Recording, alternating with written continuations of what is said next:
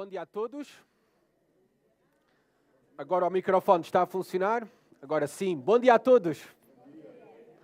Vamos abrir as nossas Bíblias no Evangelho de Lucas. Temos Mateus, Marcos e Lucas.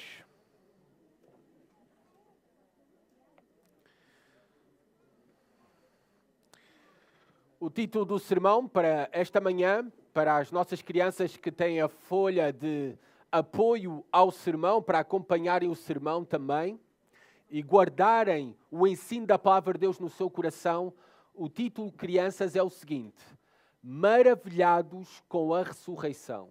Maravilhados com a ressurreição. O texto é Lucas 24. Vamos ao último capítulo do Evangelho de Lucas.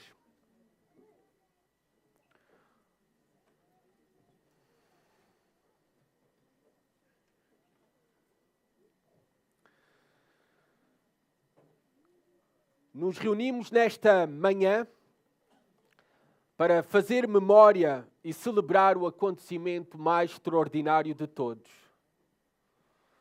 Aliado juntamente com a crucificação, a ressurreição é o evento mais importante da história da humanidade e o evento mais importante de toda a eternidade. Conta-se a história que no primeiro domingo, depois dos trágicos eventos do 11 de setembro, milhares de pessoas nos Estados Unidos da América concorreram às igrejas com os seus corações aflitos.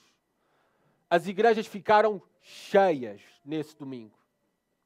Eles foram à igreja porque queriam respostas para o que tinha acontecido. Na Califórnia, na Grace Community Church, o pastor John MacArthur pregou nesse domingo na sua igreja. E começou assim o seu sermão. Estamos aqui neste domingo juntos para falar sobre um evento que mudou as nossas vidas, que mudou a forma como vemos o mundo e que irá trazer um impacto para o resto das nossas vidas, que vai moldar-nos. Esse evento é a morte e a ressurreição de Jesus Cristo. A morte e a ressurreição de Jesus Cristo é o mais importante para nós. A morte e a ressurreição de Jesus Cristo é o que dá significado à nossa vida. A morte e a ressurreição de Jesus Cristo é a nossa maior esperança.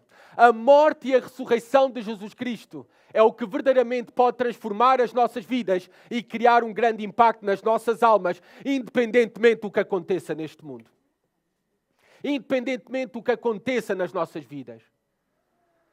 Bem, e é sobre isto mesmo, sobre a morte e a ressurreição de Jesus Cristo, e sobre o poder desta mensagem e o impacto da mesma para todos aqueles que creem nela. É isto mesmo que eu espero que ocorra esta manhã. Eu espero que hoje, ao meditarmos sobre a ressurreição de Jesus Cristo, a tua vida seja transformada, as nossas vidas sejam renovadas e que não saiamos deste lugar da mesma forma como entramos. Nós já lemos o relato da ressurreição de Jesus Cristo. Não lemos tanto como eu gostaria. Ficámos pelo versículo 7 de Lucas 24. Vamos ler aquilo que faltou do relato da ressurreição de Jesus Cristo, do versículo 8 até ao versículo 12 de Lucas 24. Vamos ler sentados, porque teremos novas leituras ao longo do sermão da Palavra de Deus. E aí eu vou pedir a vocês que se coloquem de pé para ler a Palavra de Deus. Mas agora permaneçam sentados. E vamos ler à continuação, então, Lucas 24, do versículo 8 ao 12, porque já lemos os primeiros 7 versículos. Então elas, as primeiras testemunhas do sepulcro vazio, as mulheres, se lembraram das suas palavras, das palavras de Cristo. E voltando do sepulcro, anunciaram todas essas coisas aos 11 e a todos os outros. As mulheres que relataram essas coisas aos apóstolos foram Maria Madalena, Joana, Maria, mãe de Tiago, e outras que também estavam com elas. Mas as palavras delas lhes pareceram um delírio e não lhes deram crédito. Contudo, Pedro levantou-se e correu até ao sepulcro e, abaixando-se, viu somente os panos de linho e retirou-se admirado do que havia acontecido.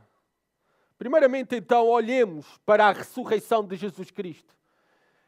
É este o evento mais importante que nos reúne aqui esta manhã, que celebramos. É este evento que trazemos à memória. É-nos descrito nos primeiros versículos do relato final de Lucas, do Evangelho de Lucas, deste primeiro volume do seu livro. O segundo volume é o livro de Atos. É-nos descrito então que as mulheres se encontraram com um túmulo vazio. Há um testemunho material.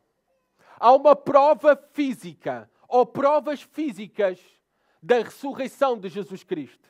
Um sepulcro vazio, a ausência do corpo de Jesus Cristo.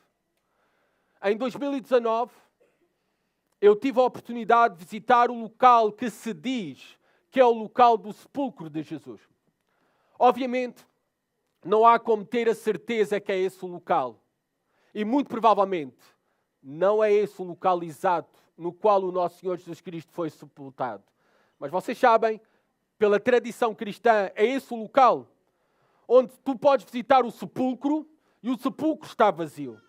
Independentemente da exatidão do local de onde foi sepultado o nosso Senhor Jesus Cristo, que nós não sabemos, a realidade sim é que sabemos, é que não há nenhum corpo a apresentar e o sepulcro continua vazio. E a religião cristã apresenta o seu fundador ressuscitado. Enquanto Maomé, Buda, tu podes visitar o túmulo. O lugar onde os seus corpos jazem. O lugar de Jesus Cristo está vazio. Nestes primeiros versículos, nós temos várias evidências físicas, provas físicas, materiais, da ressurreição de Jesus Cristo. Algumas explícitas e algumas implícitas no relato do Evangelho. Primeiramente, no versículo 2 diz-nos que a pedra foi removida. Era uma pedra, segundo os historiadores, os teólogos, os comentadores bíblicos, uma pedra de cerca de 2 toneladas. Aliás, no outro dos Evangelhos, as mulheres estavam preocupadas. Quem é que iria mover essa pedra? Quem é que iria abrir essa pedra? Quem é que as iria ajudar para poder entrar no sepulcro? Mas a grande pedra foi removida milagrosamente. Também, versículo 3 apresenta mais evidências implícitas, provas físicas da ressurreição de Jesus Cristo. Elas entraram, mas não acharam o corpo do Senhor Jesus. Elas entraram porque não havia pedra. Elas entraram porque o selo romano foi quebrado. Agora, isto é muito importante. Violar um selo romano dava pena capital. Dava pena capital. E essa é mais uma evidência que não há selo romano, não há guarda romana. Vocês conhecem a história, o relato dos Evangelhos. Já viram os filmes, tenho a certeza. Todos vocês, se não todos vocês, a larga maioria. Foi colocada guarda no sepulcro de Jesus. E aqui não há soldados romanos. Soldados romanos desapareceram, o qual também sair do seu posto dava pena capital aos soldados romanos. Por não cumprirem a sua missão.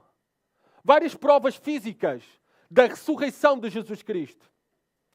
O selo quebrado, a grande pedra removida, o túmulo vazio. Não há corpo. A ausência da guarda romana. Mesmo apesar de muitas incontestáveis provas que nós temos nos Evangelhos, de várias testemunhas de documentos históricos, e deixa-me dizer, se tu não acreditas na ressurreição de Jesus Cristo pelos documentos históricos que são apresentados diante de ti, não tens como reconhecer que Júlio César existiu, porque há mais provas da existência e da ressurreição de Jesus Cristo do que de Júlio César. Mas apesar das muitas incontestáveis provas, desde o início, muitos têm tentado colocar em descrédito a ressurreição de Jesus. Isto foi desde o início, temos isso relatado nos Evangelhos. Primeiramente, inventaram a história que o corpo de Cristo foi roubado. O roubo do corpo de Cristo. Mateus 28, está aí a história. As autoridades, os líderes religiosos, disseram aos soldados romanos para inventar essa história. Também inventaram a história que as mulheres foram ao túmulo errado. Todas elas se enganaram, e não são apenas as 3 mulheres que são mencionadas aqui, havia outras mulheres. Todas falharam o túmulo, não é? De acordo a estas teorias ridículas. Também com a teologia liberal, herdada da Alemanha, da Europa, que tem contaminado o mundo e produzido a morte do testemunho cristão no mundo ocidental, a teologia liberal. Inclusive aqui em Portugal há alguns pastores que afirmam estas coisas. Pastores batistas. Que dizem que as mulheres tiveram uma alucinação juntamente com os discípulos. Jesus Cristo ressuscitou, mas na mente deles, não realmente em corpo. A teologia liberal que diz que também Jesus de facto não morreu, mas desmaiou na cruz e posteriormente despertou na sepultura. Bem, todos esses argumentos, não é? Estas teorias, biblicamente, historicamente, elas são tão frágeis, tão ridículas, que facilmente elas devem ser descartadas por nós e devem ser completamente ignoradas. De facto, o nosso Senhor Jesus Cristo ressuscitou, verdadeiramente ressuscitou. As provas físicas, materiais, elas são abundantes. Qualquer historiador chega a essa conclusão. Para aquelas mulheres, no entanto, aquilo que vemos é que mesmo também diante das evidências materiais, de todas as provas que estavam diante delas, diz o texto no versículo 4 que elas estavam perplexas. Ou seja, elas estavam sem entender o que estava a acontecer. Lembremos que elas eram discípulas de Jesus Cristo. Lembremos que elas ouviram o ensino de Jesus Cristo. Lembremos que elas ouviram também que Jesus Cristo profetizou que era necessário morrer e ao 3º dia ressuscitou. Ainda assim, elas ignoravam completamente essa realidade. Elas não esperavam a ressurreição. De imediato, elas recebem, no versículo 4, um maior testemunho. Maior do que as provas físicas e materiais. É dado um testemunho a estas mulheres. É o testemunho da palavra de Deus por meio dos seus mensageiros. 2 anjos em forma humana. É relatado aqui, conforme nós já lemos.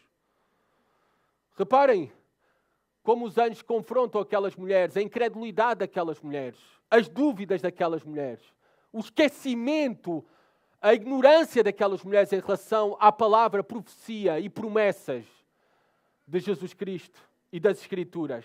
Versículos 5 e 6. Porque procurais entre os mortos aquele que vive. Ele não está aqui, mas ressuscitou. Há um tom de ironia. Digo eu, e não fiquem ofendidos comigo, mas os anjos confrontam a sua incredulidade, dizendo, porque procurais entre os mortos aquele que já está vivo. Ele não está aqui, mas ele ressuscitou. É interessante que o testemunho e a proclamação da ressurreição de Jesus Cristo vai primeiro para os próprios discípulos de Jesus Cristo, e neste caso as mulheres. O que prova que até os discípulos nunca tinham compreendido quando Jesus falou sobre a ressurreição. Nunca tinham compreendido realmente o porquê que Jesus veio. Qual a sua obra? O que é que ele tinha de cumprir? É por isso que o testemunho da ressurreição tem que ficar primeiramente evidente para os discípulos. E primeiramente aqui para estas mulheres discípulas de Jesus Cristo.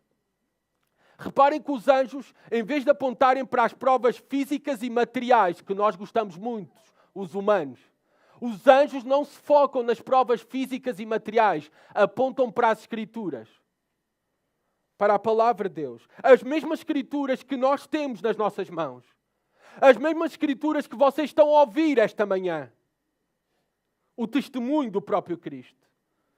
A palavra de Deus é tudo o que necessitamos. Os anjos dizem, lembrai-vos de como vos falou Jesus Cristo. Lembrem-se de como vos falou. A palavra de Deus é tudo o que nós necessitamos para esta vida e para a eternidade. Ela é suficiente para crer na ressurreição de Jesus Cristo. Ela é suficiente para conhecer a Deus. Ela é suficiente para a vida eterna. Ela é suficiente para nos tornarmos discípulos de Jesus Cristo. Não necessitas de ir a Jerusalém para ir ver o sepulcro vazio. O testemunho maior, tu já tens recebido, nós já temos recebido da parte de Deus por meio da sua palavra. Só temos que crer. Só temos que crer. Lembrai-vos de como Ele falou. E ao longo do Evangelho de Lucas temos pelo menos 3 vezes que Jesus falou que era necessário morrer e ressuscitar. 3 vezes. Vocês não têm que abrir porque eu vou ler muito rápido, por uma questão de tempo. Lucas 9, 22, Jesus disse, é necessário que o Filho do Homem sofra muitas coisas e ressuscite ao 3º dia. Lucas 9, 44, o Filho do Homem vai ser entregue nas mãos dos homens. Lucas 18, 31 a 33, tudo o que está escrito pelos profetas acerca do Filho do Homem se cumprirá. O matarão, mas ao 3º dia ressuscitará. É destas palavras que vocês se têm que lembrar. Versículo 7. É necessário que o Filho do Homem seja entregue nas mãos de homens pecadores, seja crucificado e ressuscite ao 3º dia. É necessário. Esta expressão nas Escrituras aponta para, e nos Evangelhos, aponta para o agir soberano de Deus na morte e ressurreição de Jesus Cristo. Nós não devemos ter a morte de Jesus Cristo como um acidente, como um infortúnio, mas sim como o plano soberano de um Deus todo-poderoso e amoroso que enviou o seu Filho para a salvação dos homens, para a salvação do seu povo, para nos conceder a reconciliação com Ele para todo o sempre. A morte de Jesus Cristo foi necessária. É necessário que o Filho do Homem seja entregue nas mãos de homens pecadores, seja crucificado. A morte de Jesus Cristo foi necessária para a nossa salvação. E não haveria outra forma, e não há outro meio pelo qual o homem pode ser reconciliado com Deus. Tu não podes ser reconciliado com Deus pelas tuas boas obras. Tu não podes confiar nos teus méritos. Tu não podes entrar no céu pelo teu próprio esforço. Não podes ter esperança de vida eterna. Por quem tu és e por aquilo que tu fazes.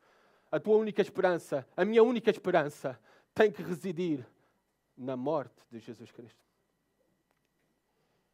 Que Ele morreu na cruz do Calvário em nosso lugar, em nosso favor, para satisfazer a ira de Deus, para o perdão dos nossos pecados e para assim estender-nos também o convite de todos aqueles que o aceitam e o recebem como Senhor e Salvador, para serem perdoados e reconciliados com Deus para todo o sempre.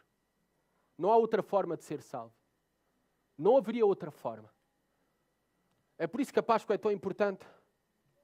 É por isso que este fim de semana foi cheio de encontros de adoração, celebração e proclamação desta mensagem da morte, sepultamento e ressurreição de Jesus Cristo. É aqui que reside a nossa fé cristã. Se não cremos nessas coisas, não nos podemos afirmar cristãos. Se não cremos nessas coisas, nós não temos esperança de vida eterna. Se a ressurreição de Jesus Cristo não é uma verdade, então somos os mais infelizes dos homens, porque estamos enganados e abraçamos uma fraude. A mensagem da morte e ressurreição de Jesus Cristo é a mensagem que nós proclamamos, que nós cremos. É a mensagem que nós necessitamos, a única suficiente. Versículo 8. Elas depois de ouvirem os anjos, elas depois de serem apontadas para as Escrituras e serem relembradas das mesmas, elas se lembraram das palavras de Cristo. E foi aqui que elas creram. Viram como a apologética não salva ninguém? Viram como apresentar provas físicas e materiais é insuficiente? Viram que a única coisa que salva é o poder da palavra de Deus, que dá fé. É por meio da pregação da palavra de Deus que a nova vida se produz em nós. Regeneração. É por isso que nós, como igreja, cremos na palavra de Deus. É por isso que este evento da pregação, do sermão, é o evento mais central na vida da nossa comunidade. Porque é o único que pode produzir verdadeira fé, assim como produziram naquelas discípulas. Elas creram, a palavra de Deus foi suficiente para libertá-las das suas dúvidas, dos seus medos, da sua confusão e crerem na ressurreição de Jesus Cristo. Crerem nas palavras de Jesus Cristo. E reparem, elas não creram apenas emocionalmente, não foi algo apenas intelectualmente, impactou a sua vida, transformou a sua vida. Aquelas que começam este capítulo duvidando são aquelas que se transformam nas primeiras testemunhas da ressurreição de Jesus Cristo. No imediato, versículo 8.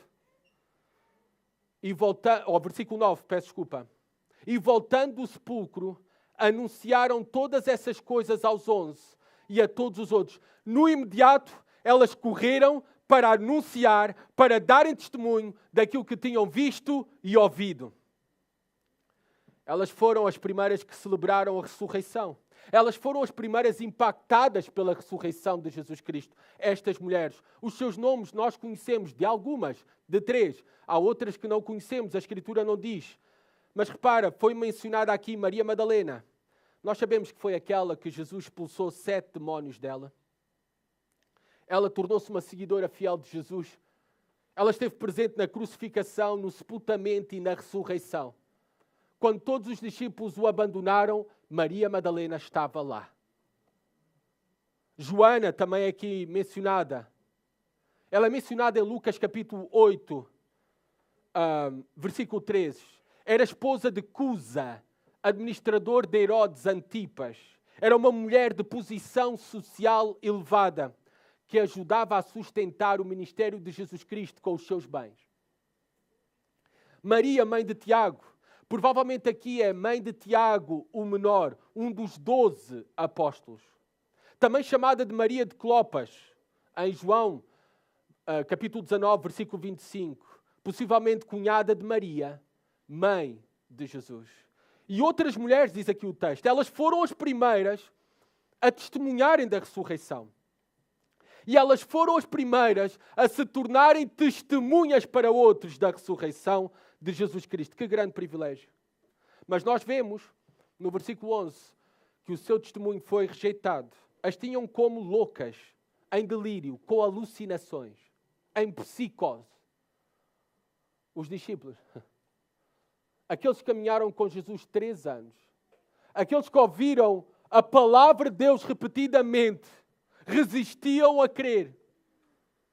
E isto é algo admirável, diante de todas as evidências, diante de várias testemunhas credíveis, diante das próprias palavras do Senhor Jesus Cristo, diante do testemunho destas várias mulheres, os discípulos ainda assim resistiram a crer na ressurreição. E nós somos prontos para apontar o dedo aos discípulos, mas nós fazemos igual também diante da palavra de Deus. Somos iguais. Não é de admirar que o mesmo de resistir a crer na ressurreição de Jesus Cristo continua a ocorrer com o homem da nossa época. Para eles, para a maioria dos homens e mulheres, nesta época, a Páscoa é sobre coelhinhos e ovos de chocolate. Não é sobre a morte e a ressurreição de Jesus Cristo. Hoje estão a passar a manhã no shopping ou nas suas casas. Não têm nenhum interesse de adorar aquele que vive, aquele que ressuscitou dos mortos. O homem continua com o mesmo problema de resistir a crer na ressurreição de Jesus Cristo. Sabem porquê? Porque o Espírito de Deus é que tem que operar sobrenaturalmente para convencer os homens desta verdade. A salvação é uma obra espiritual, é uma obra sobrenatural. E mesmo nós também somos semelhantes aos discípulos.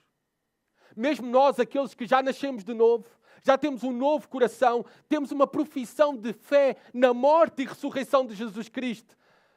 Eu não sei vocês, mas eu reconheço isso no meu coração. Ainda somos propensos a esquecer a palavra de Deus e a demonstrar falta de confiança nas promessas de Deus.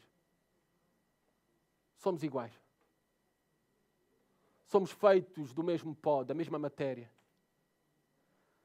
No entanto, até aqui neste relato trágico da resistência dos discípulos a crer na ressurreição de Jesus Cristo, nós podemos ver e não ter dúvidas que o Senhor pode usar qualquer tragédia para o nosso bem.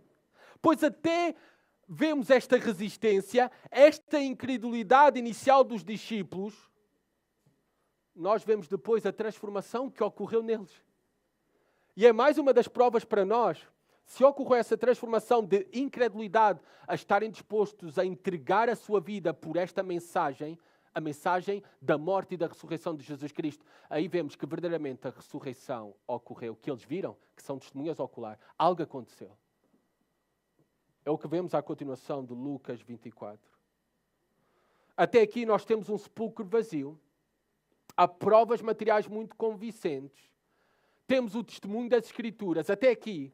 Mas ainda não há um corpo. Ainda ninguém tinha visto a Jesus Cristo ressuscitado. É preciso um corpo. É preciso testemunhas oculares da ressurreição. E é isto mesmo que agora vai acontecer. Por favor, coloquem-se de pé, por favor, para ler a palavra de Deus. Versículo 13 a 49. Vamos ler esse texto. É uma longa porção. Vamos ler por partes, está bem? Primeiramente até ao versículo 35. Diz assim a palavra de Deus. Nesse mesmo dia, 2 deles seguiam para um povoado chamado Emaús, distante de Jerusalém, 60 estádios. E iam comentando tudo o que havia acontecido. Enquanto comentavam e discutiam, o próprio Jesus se aproximou e começou a acompanhá-los. Mas os olhos deles estavam como que fechados, de modo que não o reconheceram. Então ele lhes perguntou, do que estás falando pelo caminho? Eles então pararam tristes.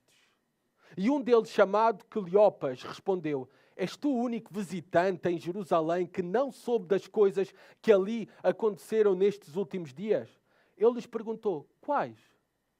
E eles responderam, as que dizem respeito a Jesus, o Nazareno, que foi profeta, poderoso em obras e palavras diante de Deus e de todo o povo. Como os principais sacerdotes e as nossas autoridades o entregaram para ser condenado à morte e o crucificaram. Nós esperávamos que fosse ele o que traria a redenção a Israel. Além disso, já faz 3 dias que essas coisas aconteceram. Também é verdade que algumas mulheres do nosso meio nos encheram de espanto, pois foram de madrugada ao sepulcro dele e, não achando o corpo, voltaram afirmando ter tido uma visão de anjos que diziam que ele está vivo. Alguns dos que estavam connosco foram ao sepulcro e confirmaram o que as mulheres haviam falado, mas não o viram. Então ele lhes disse, ó tolos, nécios, que demorais a crer no coração em tudo o que os profetas disseram. Acaso o Cristo não tinha de sofrer essas coisas para entrar na sua glória? E começando por Moisés e todos os profetas, explicou-lhes o que constava a seu respeito em todas as Escrituras. Quando se aproximaram do povoado para onde se dirigiam, Jesus fez como quem ia seguir adiante. Eles, porém, insistiram, fica conosco, pois já é tarde e o dia está terminando. Então entrou para ficar com eles. Estando com eles à mesa, Jesus pegou o pão e o abençoou, e partindo o distribuía. Então os olhos deles foram abertos e o reconheceram. E ele desapareceu de diante deles. E disseram uns aos outros, acaso o nosso coração não ardia pelo caminho quando ele nos falava e nos abria as Escrituras? E na mesma hora levantaram-se e voltaram para Jerusalém. E encontraram reunidos os 11 e os que estavam com eles, os quais diziam, é verdade, o Senhor ressuscitou e apareceu a Simão, Pedro. Então os 2 contaram o que havia acontecido no caminho e como o reconheceram no partir do pão. Podem sentar-se, obrigado. Nós temos agora as testemunhas oculares da ressurreição de Jesus Cristo, do corpo glorificado, ressurreto de Jesus Cristo. Primeiramente, a aparição de Jesus aos seus discípulos, a 2 no caminho de Emaús. Podia ser muito bem um casal, nós não sabemos, e temos o nome de um deles, Cleopas. Eles iam para uma aldeia de Jerusalém, para esta aldeia Emaús.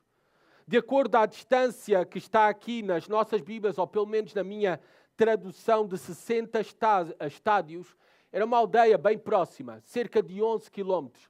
Naquele tempo, naquela época, era normal, por dia, andar 30 quilómetros. Nós estamos a contar os 10 mil passos, não é? Eles não tinham problemas com isso. Por dia era normal andarem 30 quilómetros. Obviamente, o que nós vemos aqui entre esses discípulos a contar, a morte de Jesus Cristo, o relato da ressurreição de Jesus Cristo, estava bem presente. Era a ordem de dia, principalmente entre os discípulos, e principalmente para com este grupo. Lembrem-se, Jesus não tinha apenas 12 discípulos, ou sem Judas Iscariotes 11. Tinha um grupo maior, em certa ocasião nós vimos 70. Talvez esses discípulos eram parte deste grupo maior, e tinha outros além dos 70. Tá bem? O que nós vemos é que eles estão à conversa sobre estes acontecimentos. E Jesus começa a acompanhá-los, sorrateiramente, colocando o ouvido para ouvir a conversa destes mesmos. O próprio Jesus, diz o texto, o próprio Jesus, apareceu a estes dois discípulos. E é impressionante que escolhe dois discípulos para aparecer. Dois discípulos que iam a caminho numa aldeia, numa estrada solitária. Nós aqui vemos como Jesus ama de maneira especial todos aqueles que são seus. Não há favoritos. Não há favoritos. Ninguém fica para trás. Ele morreu por todos os seus, as suas ovelhas, e todos eles são importantes. Inclusive para aparecer a apenas dois discípulos num caminho solitário. Jesus também é quem vai ao encontro daqueles que são seus. É Jesus quem toma a iniciativa. Foi Ele que desceu do céu para a terra. Foi Ele que veio para morrer em nosso lugar, em nosso favor. É Ele que também vai ao encontro daqueles que são seus para se apresentar e se revelar como Cristo ressuscitado. Nós precisamos de uma intervenção sobrenatural para nós crermos nesta mensagem. É Ele quem toma a iniciativa em favor dos pecadores. É Ele que o continua também a fazer desde o céu, ao interceder por nós.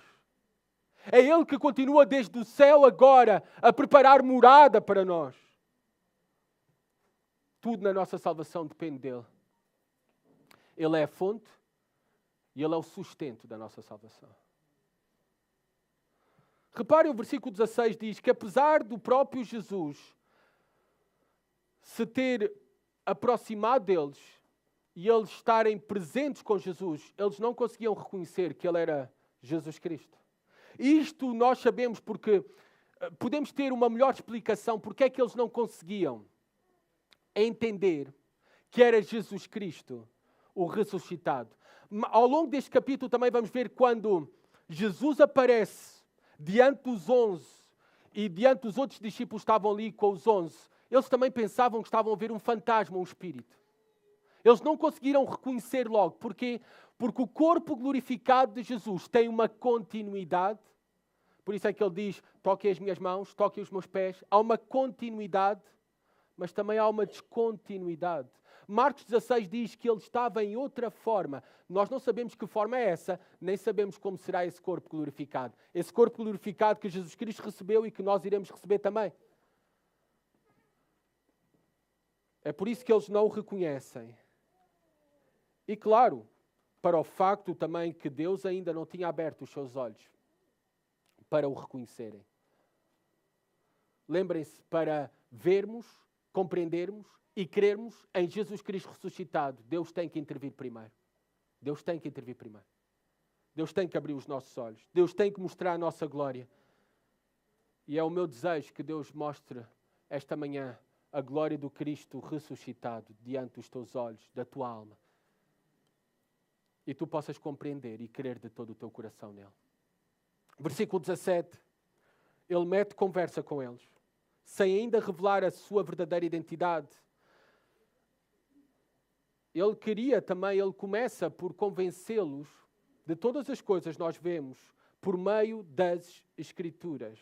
Obviamente eles manifestam como se estavam a sentir, primeiramente, nós vemos aqui, não passemos em alto a condição em que se encontravam estes dois discípulos e todos os demais discípulos.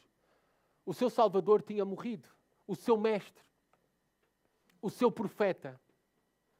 Eles estavam tristes. Versículo 17 diz-nos isto. As suas almas estavam abatidas.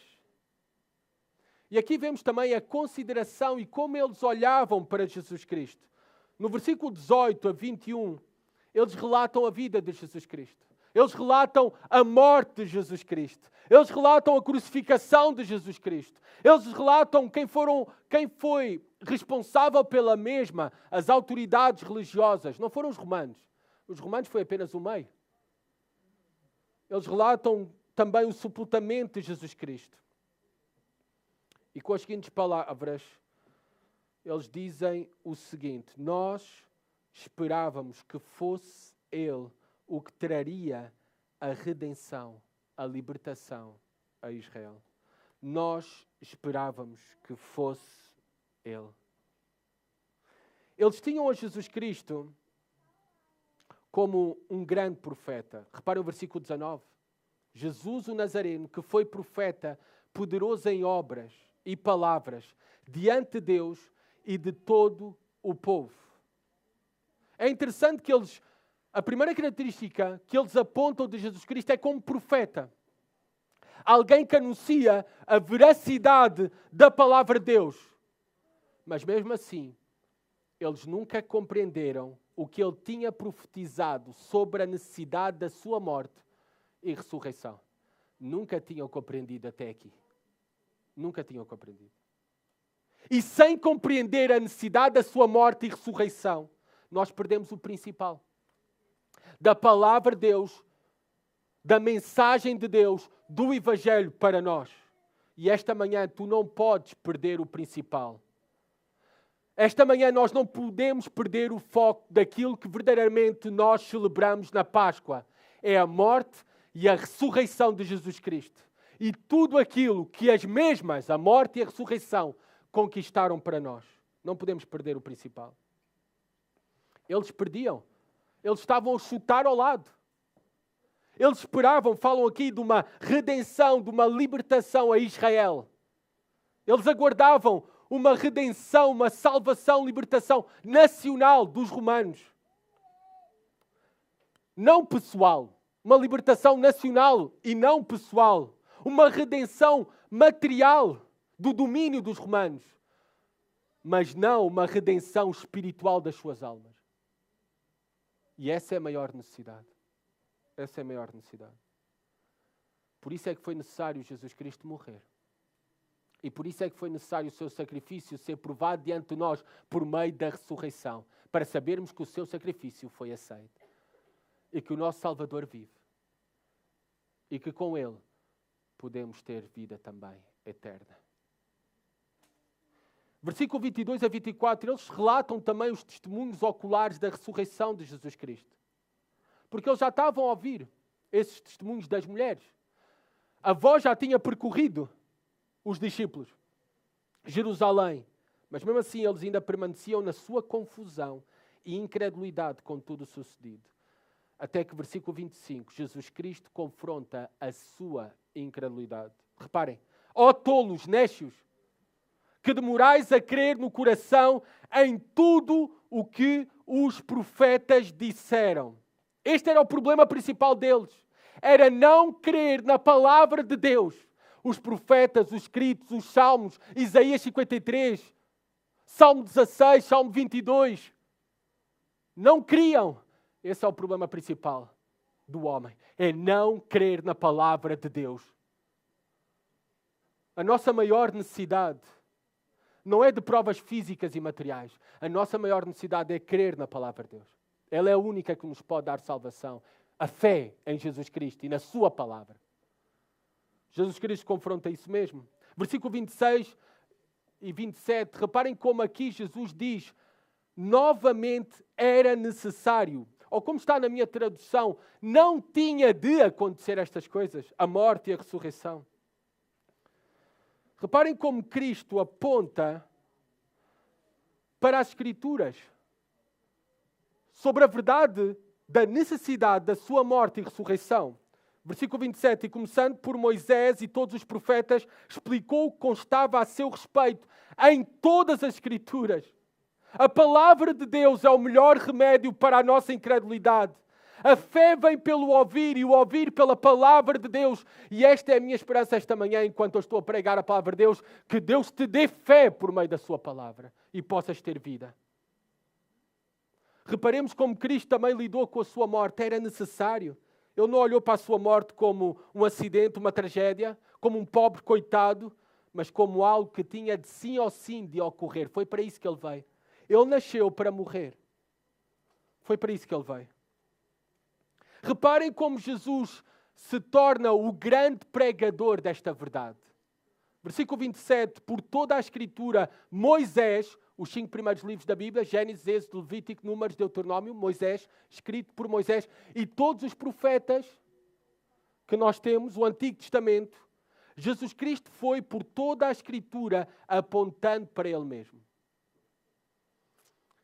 Explicou-lhes, diz aqui a palavra de Deus, ou seja, tornou claro o sentido daquilo que foi dito, daquilo que foi ensinado, daquilo que foi exposto.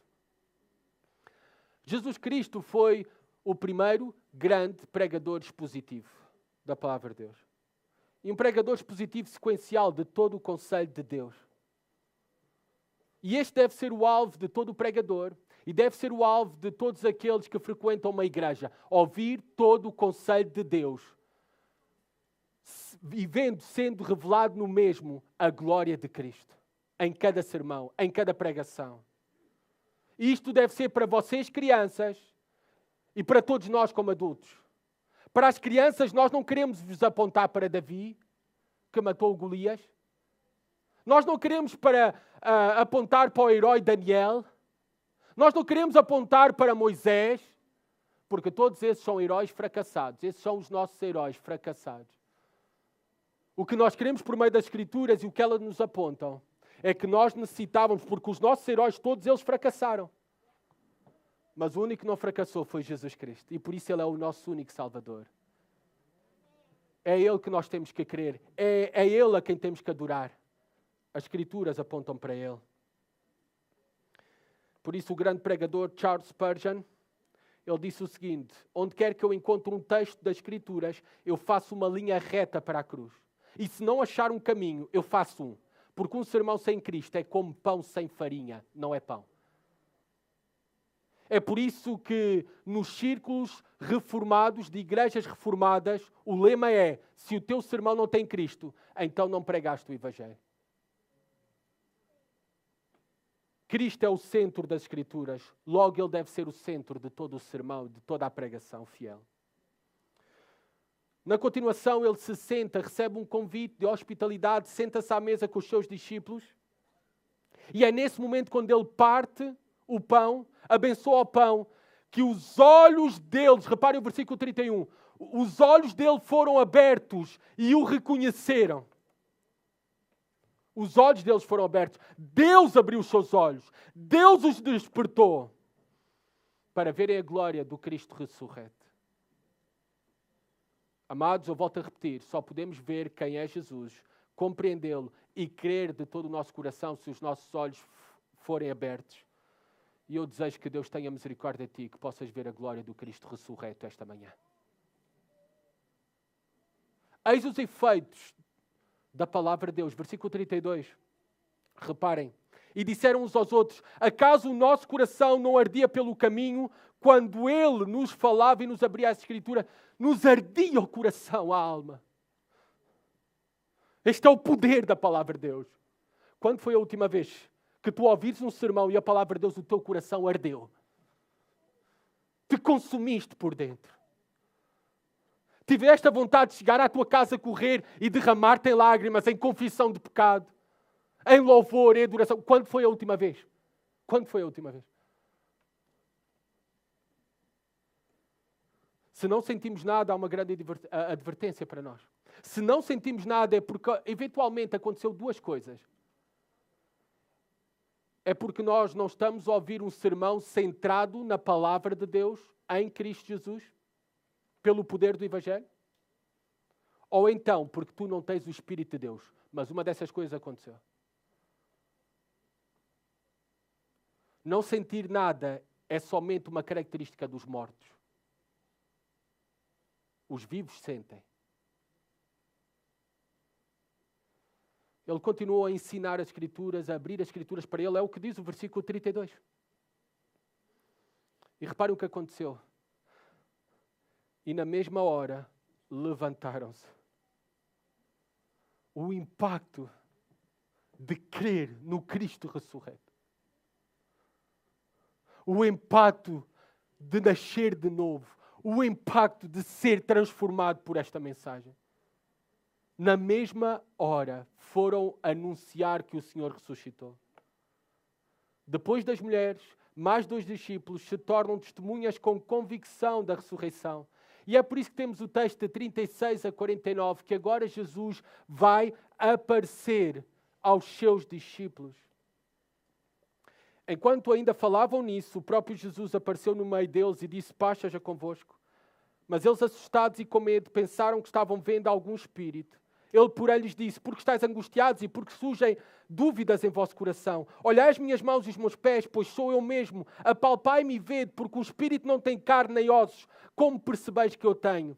E, dizendo isso, mostrou-lhe as mãos e os pés. Admirados e ainda sem acreditar por causa da alegria, Jesus lhes perguntou: tendes aqui alguma coisa para comer? Então lhe deram um pedaço de peixe assado. E ele o pegou e comeu na frente deles. Depois lhes disse: são estas as palavras que vos falei. Estando ainda convosco, era necessário que se cumprisse tudo o que estava escrito sobre mim na lei de Moisés, nos profetas e nos salmos. Então lhes abriu o entendimento para compreender as Escrituras. E disse-lhes: está escrito que o Cristo sofreria e ao terceiro dia ressuscitaria dentre os mortos. E que em seu nome se pregaria o arrependimento para perdão dos pecados a todas as nações, começando por Jerusalém.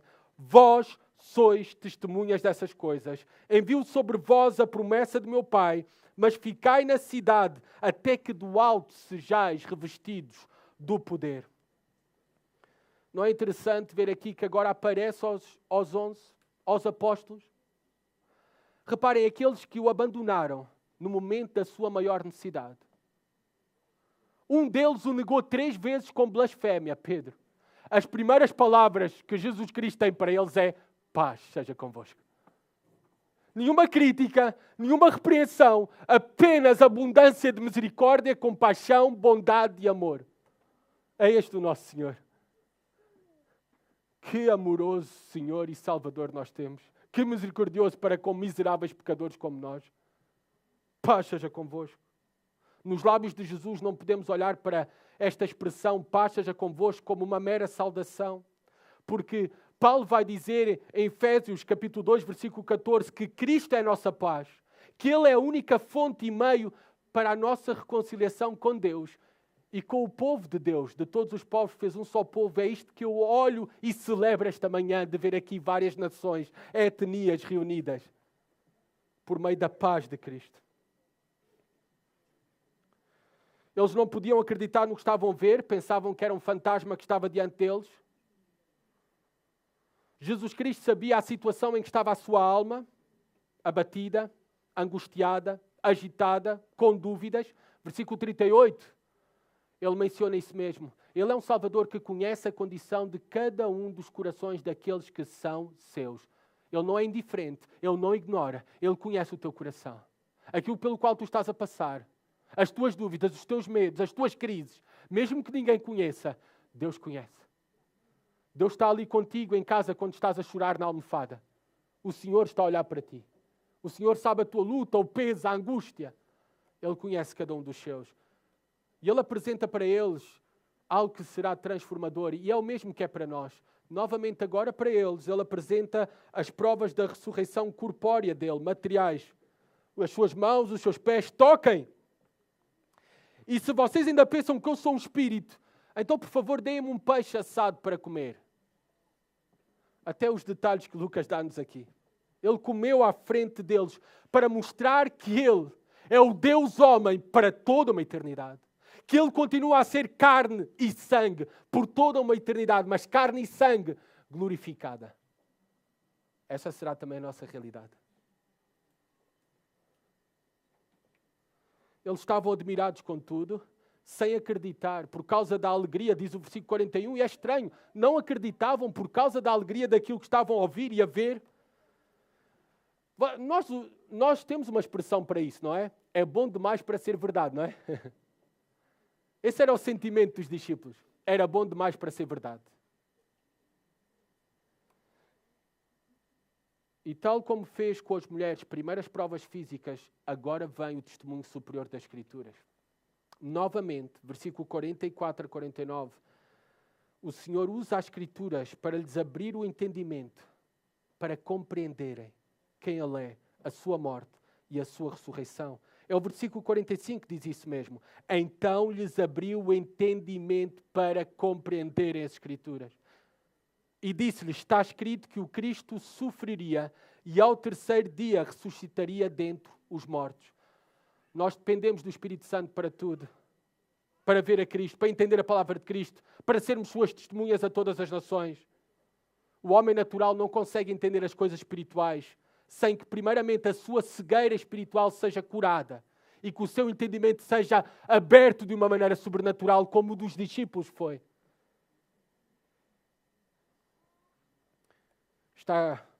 Esta semana estava a ouvir um sermão de Paul Washer, numa das mais recentes conferências dele ali na conferência Shepherd.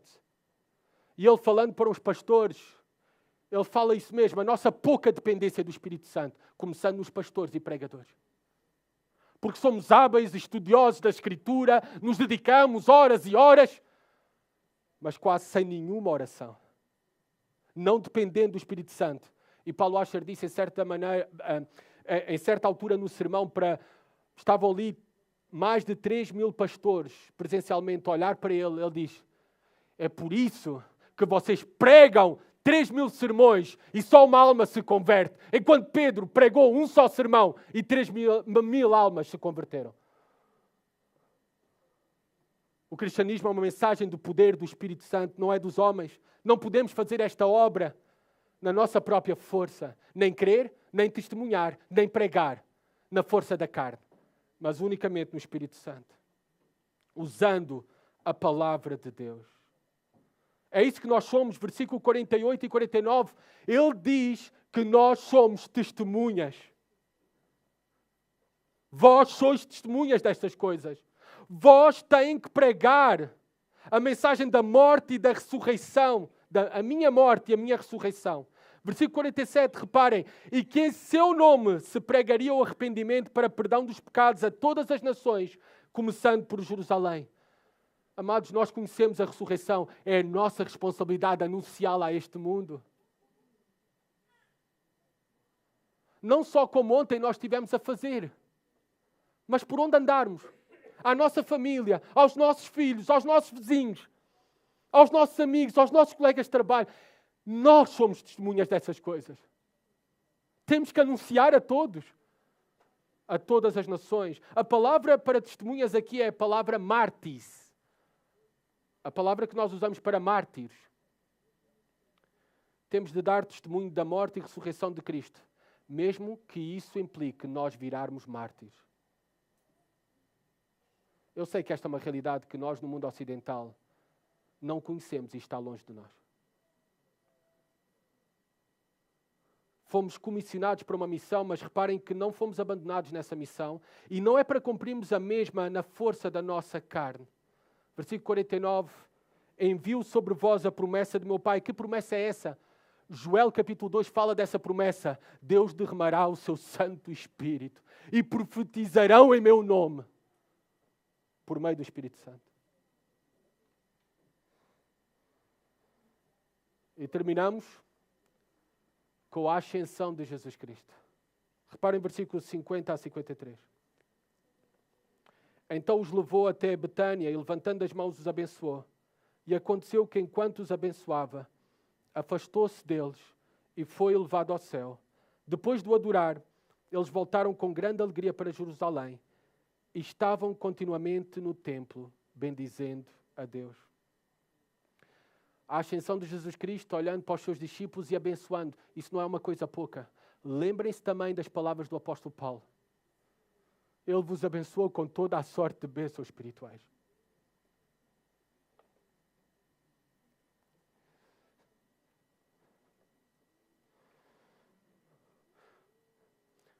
Versículo 51. Enquanto os abençoava, afastou-se deles e foi levado ao céu.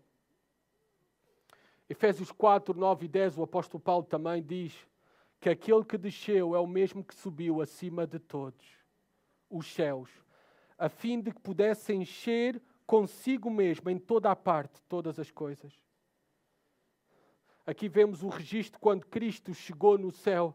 Ele foi para o lado direito de Deus, para a destra de Deus, o lugar mais alto e exaltado. O que significa, ele sentou também, o que significa que o seu trabalho foi consumado.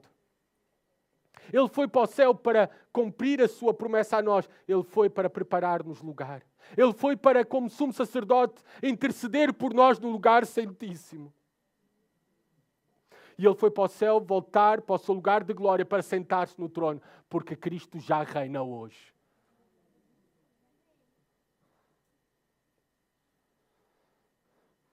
Reparem, os discípulos entenderam esta realidade. Versículo 52, a resposta foi adoração. Eles voltaram com grande alegria para Jerusalém e estavam continuamente no templo bendizendo a Deus. Quem verdadeiramente compreende a ressurreição, quem é Jesus Cristo, o que ele vê, quem verdadeiramente creu, é impactado de tal forma que se torna um verdadeiro adorador. Em espírito e em verdade, de forma contínua e alegre. Alegre, não é por obrigação a fé cristã.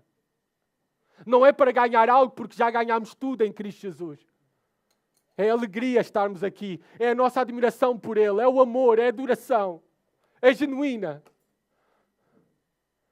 Porque verdadeiramente entendemos o Evangelho. E reparem como a verdadeira adoração é acompanhada de obediência. Voltaram para Jerusalém, como Jesus Cristo tinha dito para eles fazerem. Vão para Jerusalém e esperem lá pelo poder de Deus. Obediência é uma das marcas do verdadeiro adorador. Não podes ter a certeza que és um verdadeiro adorador se a tua vida não é marcada por obediência a Jesus Cristo e à sua palavra. E reparem, estavam continuamente no templo. Eis o impacto da ressurreição. Aqueles que amam verdadeiramente a Jesus Cristo, aqueles que creem na morte e na ressurreição de Jesus Cristo, anelam estar na presença de Deus e com o povo de Deus, para o louvarem continuamente, porque essa será a sua realidade por toda uma eternidade.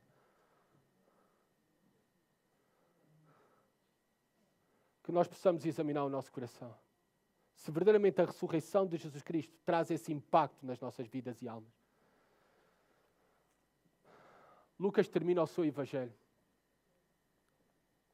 Ele começou o seu Evangelho com o nascimento de Jesus e termina com a ascensão de Jesus. Começou com Jesus a vir à terra, termina com Jesus a ser levado para o céu. Começa com Jesus Cristo a encarnar e termina com Jesus Cristo a ser exaltado. Começa com louvor, com o cântico de Maria, com o louvor de Zacarias, de Simeão, de Ana, dos anjos. E termina da mesma maneira que começa, com o louvor daqueles que o viram partir para o céu exaltado, os seus discípulos. O Evangelho de Lucas também termina com a grande comissão. Vós sois testemunhas destas coisas. E é interessante que o segundo volume de Lucas, o livro de Atos, que estão juntos esses dois volumes, nós é que pensamos neles separados. Ele começa o livro de Atos da mesma maneira que termina o Evangelho de Lucas, com o cumprimento da grande comissão. O Espírito Santo vem, os discípulos anunciam ao Cristo ressuscitado a todas as nações, nas mais diferentes línguas e idiomas que se reuniram ali no dia de Pentecostes. Amados, estes detalhes são intencionais para nós também. Se somos verdadeiros discípulos de Jesus Cristo, pelo menos duas coisas nós temos de estar a fazer. Nós temos de ser verdadeiros adoradores. Continuamente manifestando alegria e obediência a Ele. E nós devemos estar a ser fiéis testemunhas de quem Ele é, da sua morte e ressurreição. Nos foi dada uma missão, que não é nossa missão, mas temos o prazer e privilégio de cumprir. Anunciar a Jesus ressuscitado a todas as nações. Que o Senhor nos ajude a sermos fiéis até aquele dia em que nós seremos novamente unidos com Ele para todo o sempre e o adoraremos por toda uma eternidade. Continuemos a adorar o Senhor. Oremos. Senhor, obrigado pela Tua palavra. Obrigado pela esperança maravilhosa que nós temos na mesma, Senhor. Como ela é suficiente para nós querermos, amarmos, desejarmos Jesus Cristo mais e mais, Senhor. Que Tu nos possas levar a uma maior consagração, uma maior adoração contínua, Senhor. A uma obediência alegre à Tua palavra, aos Teus mandamentos, a viver para Te agradar, servir, Senhor, e adorar-Te, Senhor. Também, Pai, que este fogo nos nossos corações, por entendermos o Evangelho, por entendermos a Tua graça e misericórdia para conosco, nos ajude, Pai, a sermos constrangidos para sermos Tuas testemunhas a este mundo que necessita de ouvir sobre o Teu Filho, sobre a morte, sobre o perdão dos pecados, sobre a necessidade de arrependimento e sobre a ressurreição. Que Jesus Cristo, Ele é o Salvador que vive. E, Senhor, que por meio de nós, Cristo seja glorificado e conhecido pelo poder do Teu Santo Espírito em nós, na Tua Igreja. Amém.